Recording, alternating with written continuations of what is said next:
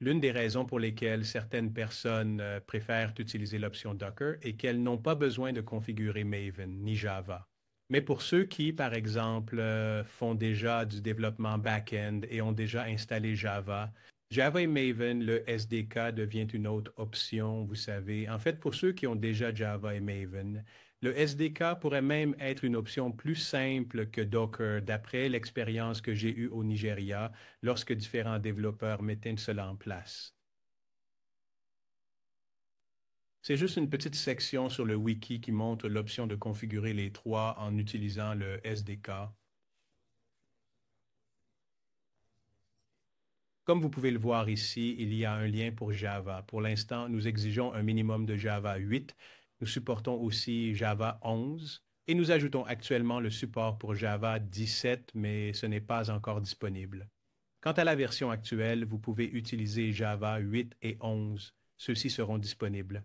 Et cela fonctionnera assez bien pour la plateforme et les modules. Ensuite, vous devez installer Maven. Une fois que vous avez fait cela, l'étape suivante consisterait à configurer. En fait, je qualifierais cela d'installation du SDK.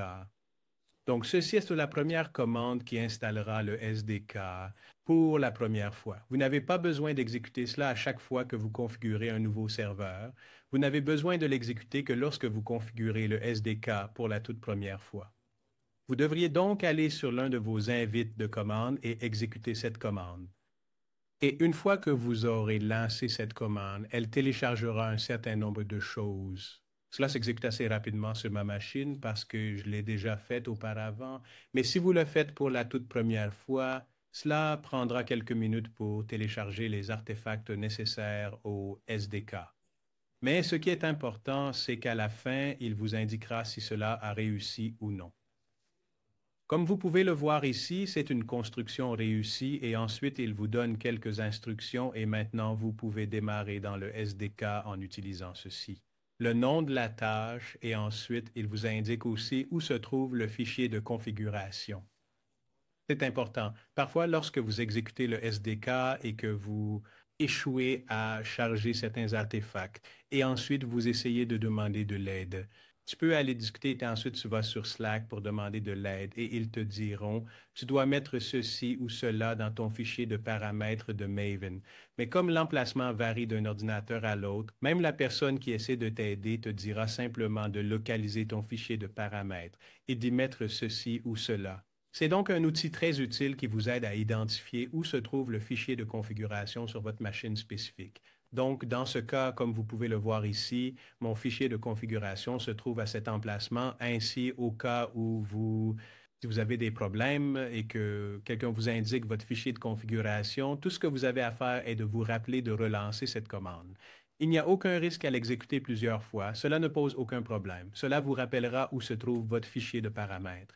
Donc, une fois que vous avez fait cela, ensuite, le SDK est installé et prêt à être utilisé. Lorsque nous revenons à notre documentation, désolé, le lien que j'avais ouvert, d'accord, la commande suivante consiste à configurer un nouveau serveur back-end. Vous pouvez avoir autant de serveurs back-end que vous le souhaitez. Vous n'êtes pas limité, cela dépend de l'espace disponible sur votre système de fichiers. Vous êtes donc libre de configurer autant de serveurs back-end que vous le souhaitez. Plus tard, j'expliquerai pourquoi vous pourriez avoir besoin de plus d'un, mais pour l'instant, un seul suffit. Vous pouvez en configurer un. En cas de problème, vous pouvez le supprimer complètement et en configurer un autre ou simplement l'abandonner et le laisser tourner tout en configurant un autre. Alors, passons à l'exécution de cette autre commande. C'est la deuxième commande. C'est celle que vous exécuterez tout le temps. Chaque fois que vous avez besoin de configurer un nouveau serveur, c'est la commande à lancer. Donc, lorsque vous allez à votre invite de commande et que vous exécutez la commande MVN Promise DK Setup, avant même d'aborder cela, laissez-moi arrêter et partager autre chose. Il y a l'aide.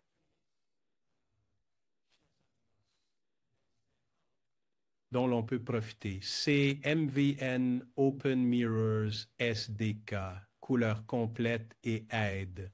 La commande d'aide vous donne le nombre d'options que l'SDK propose.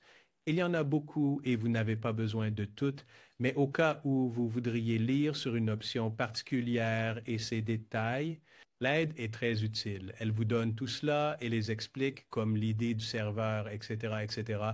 Il y en a beaucoup.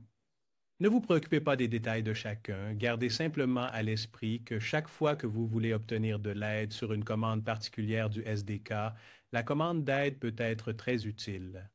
Nous essayons de documenter ces commandes dans la documentation principale de l'SDK ici. Mais comme vous le savez clairement, certaines de ces commandes ne sont pas documentées ici ou certaines ne sont même pas à jour malheureusement. Mais l'autre commande runtime vous donne celles qui sont actuellement présentes.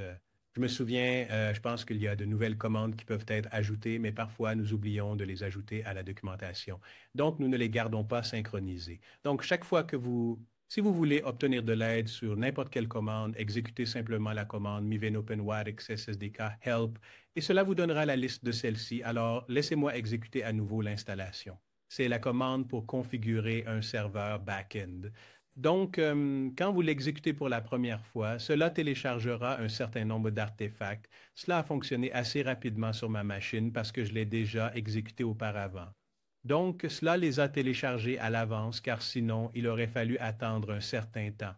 La même chose vous arrivera lorsque vous l'exécuterez pour la première fois, ce sera plus lent, mais d'autres fois, cela fonctionnera vraiment assez rapidement, sauf s'il y a une nouvelle version du SDK, ce qui signifierait qu'il ralentirait un peu en essayant de télécharger la nouvelle version. Il commence, comme vous pouvez le voir ici, à configurer un nouveau serveur, spécifier l'idée du serveur, le défaut. Donc, il vous demande le nom du serveur que vous souhaitez. Et il vous donne un nom par défaut. Comme vous pouvez le voir, il essaie de parcourir votre dossier SDK. Il y a un dossier où tous les noms de serveurs sont stockés. Donc, il passe en revue ces dossiers. Il continue d'incrémenter les noms un par un. Donc, il commence avec serveur, serveur 1, serveur 2, serveur 3, serveur 4. Comme vous pouvez le voir, il suggère serveur 13 car il a parcouru mon dossier et trouvé 12 serveurs jusqu'à serveur 12. Donc, il suggère serveur 13. Vous êtes libre de aller avec le nom de serveur par défaut ou vous pouvez fournir votre propre serveur. Ma recommandation pour les débutants est de simplement utiliser le nom de serveur par défaut. La raison en est que parfois, j'ai vu des gens poster sur le forum des erreurs liées au nom du serveur. Je crois même que cette semaine, j'ai vu quelqu'un qui avait tapé un nom. Je pense que ce n'était pas un nom valide car il utilise le nom du serveur comme même nom pour la base de données. Donc, si je mets quelque chose comme, par exemple, au toit, exemple.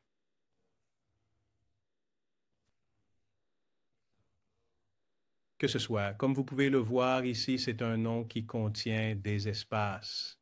Donc, lorsque vous configurez une base de données avec ce nom, ces espaces, ou même d'autres caractères, quel que soit, mettez vous pouvez constater que certains de ces caractères ne sont pas des noms valides pour le dossier sur le système de fichiers ou même pour la base de données. Ainsi, vous pouvez rencontrer des erreurs étranges dont vous ne serez pas conscient, surtout si vous êtes nouveau dans le domaine.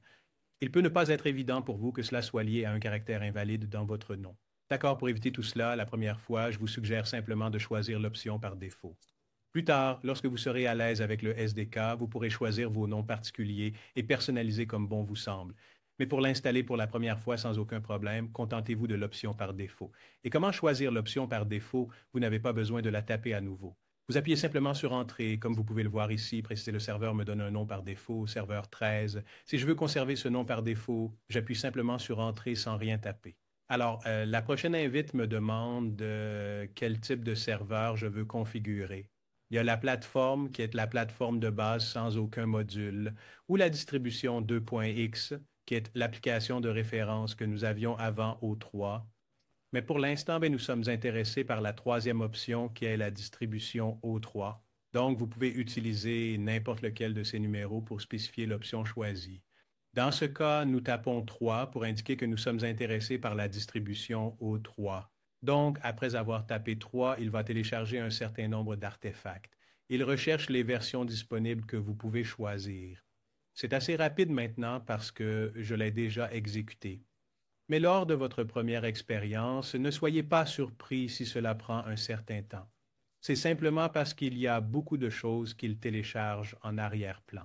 Comme vous pouvez le voir ici, il répertorie quelques versions pour vous, mais il vous donne également une option pour le numéro 6 où vous pouvez choisir une autre option et écrire explicitement la version qui vous intéresse. Dans notre cas ici, nous allons choisir l'option numéro 1 qui est la dernière version à jour d'O3. C'est exactement ce que vous voyez tourner sur Dev 3. Cela comprend les dernières fusions pour chaque module O3.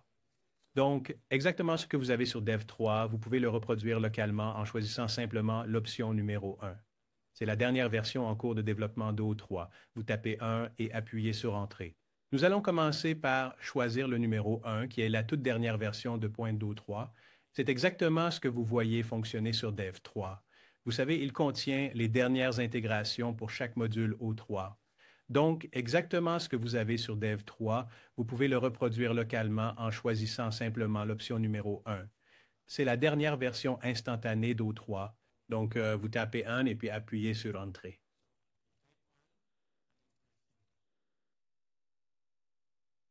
Ensuite, il télécharge les artefacts nécessaires pour cela.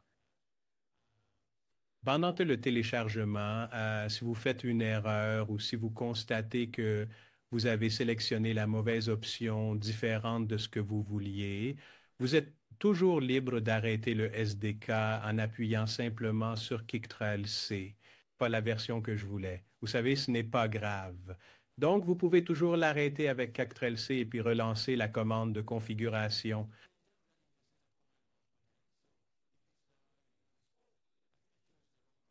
Ce n'est pas la version que je voulais. Vous savez, c'est pas grave. Vous pouvez toujours l'arrêter en appuyant sur Ctrl+C et puis relancer la commande. D'accord? Donc, cela prend un certain temps car cela tourne. Les outils de front-end, si vous regardez la ligne de commande, ceux qui sont familiers avec le développement O3 et les outils de front-end, vous verrez qu'il exécute ce NPM. Souvenez-vous que c'est la version suivante. Puis il exécute les commandes d'assemblage et de construction pour configurer le développement O3. Les fichiers que vous récupérez et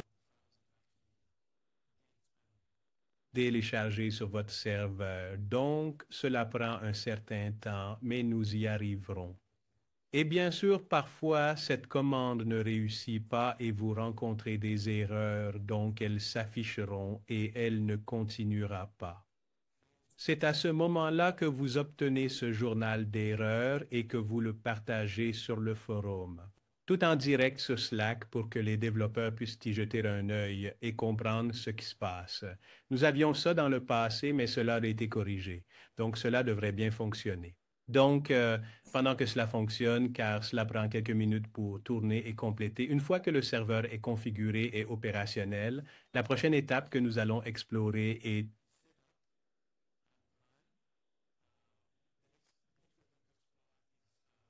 comment gérer l'API backend avec notre API REST personnalisé et l'API Fashier.